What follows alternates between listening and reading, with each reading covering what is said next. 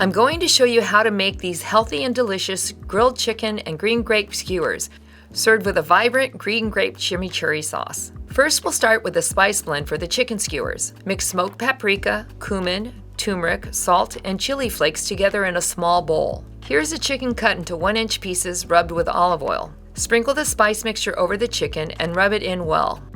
Thread the chicken alternating with green grapes on bamboo skewers. Allow these to marinate for 30 minutes to 4 hours. Adding grapes from California to the skewers provides a juicy taste and texture to complement the spiced chicken.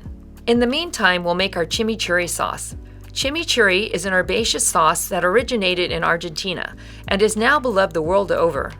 Grapes are a fabulous carrier for these flavors and add body to the chimichurri. Mix together chopped parsley, cilantro, green grapes, red onion, garlic, jalapenos, chili flakes, smoked paprika, dried oregano, red wine vinegar, olive oil, salt, and pepper.